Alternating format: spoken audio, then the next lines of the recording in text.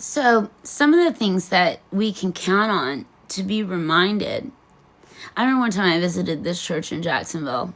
I was there at the Mayo Clinic, and I hadn't been in church in 15 years. I grew up in church. My dad was a pastor. I turned 18. I said, peace. I'm done. And I was. Maybe I went a few years after that. But then around 22, I never went back. Except for like a funeral. I was out. I didn't care. Let me tell you, that was the most unpeaceful time in my life, though. I think I got saved 1,700 times. I had no faith. Right? I had no faith. And the burden of my life was on my shoulders. That's something that nobody can carry, right? That I was telling my friend yesterday. We cannot carry the burden of our life. That's what he did for me. I used to think I had to make my life happen. And I couldn't carry it. He can, right? So we just got to talk to him and tell him, this is what I'm going through, man. Help me. He'll carry the burden. Remember what he says? My burden is light.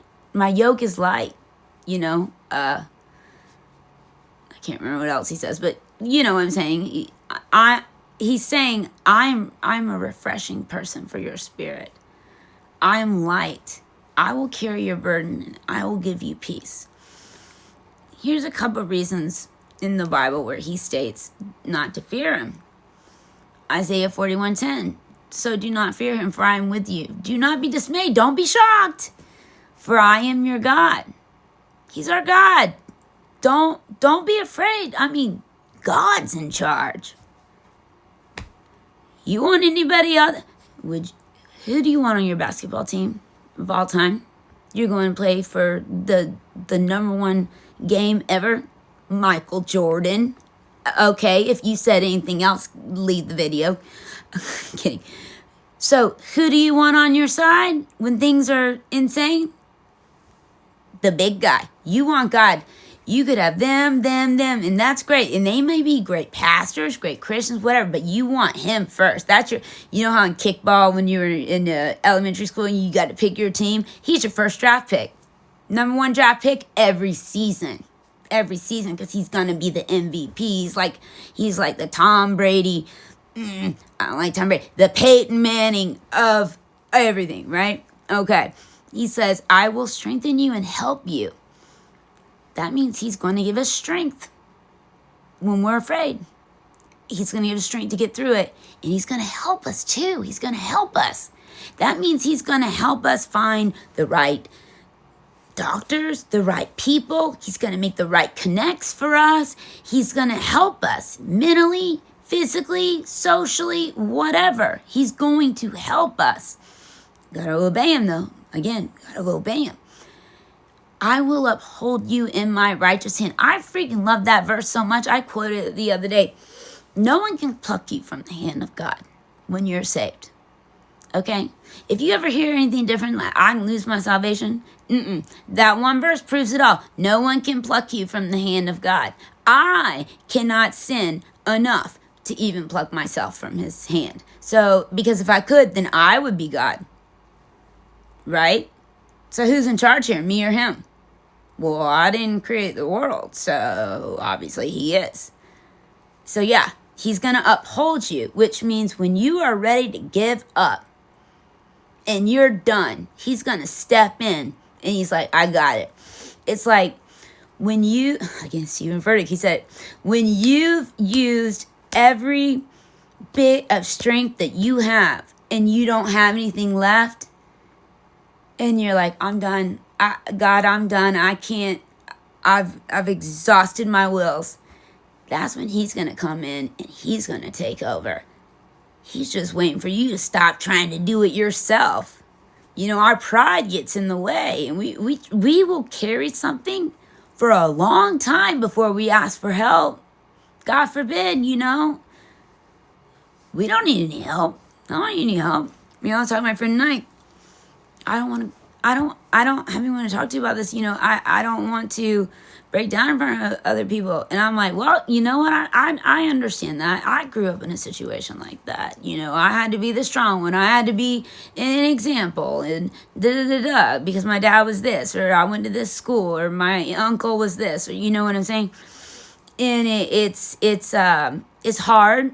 It's hard coming from a minister's family. You got a target on your back, and you are held to a different standard, which is not fair, but that's the way the world is. And it's like sometimes it's hard to ask for help because they're looking at you thinking you're the strong one. You got all the answers, and you're like, I don't know what's going on right now. My mom asked me recently, you're there for your friends. You're there for a lot of people. Who do you have? I said, nobody. She goes, what do you mean? I said, nobody. And I was like, actually, no, I've got this friend and that friend. And then I've got a couple really great girlfriends that I really believe God put me there. We thought it was because of 2020 and we were all losing our minds. No, it's because of now that he put me there. One of my best friends, we thought we just became friends at 21 because we like the same music. And we were talking about yesterday. I was like, she was, I wonder if this is why we were friends. God made us friends. I was like, absolutely. Yeah, he's glad we met them, but it's because of now. He knew we would need each other now. That's how far in advance he has planned. So it's like, but then I said, who I really count on is Charity. And that's my cousin. Her father's a pastor as well. That's the one person in my family that I'm friends with, but also related to. Like, we're almost the same age. We're the exact same person, except I'm the outside version of her inside version, if that makes sense. She's very wise, though. Very, very, her beliefs are strong, and I know I can come to her with the absolute worst thing that I wouldn't even tell my friends. Because a lot of things you don't tell your friends about your family, what you're going through, how you feel about them, But you can tell your cousin, who's more like a sister, because y'all grew up together.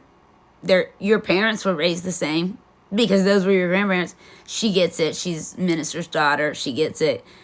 I have her. And my dad was like, you got a couple good friends, and you got your family, you're good to go. And you got Jesus? And I'm like, I do. I have Lori. I have Lena. I have Adam. I have Doug. I have Greg. I have Thomas. I have Rachel. I have Daisy. I mean, we're looking at 8 people right now, and I don't even know if I'm done with the list. Christine, Walter, and then I got my family. I'm blessed. Yet here I am all sitting over here thinking, oh my God, I'm so alone. I'm alone. No, we're not alone. It's like my friend Jessica always said, he always sends them out in twos. He will never leave you all alone.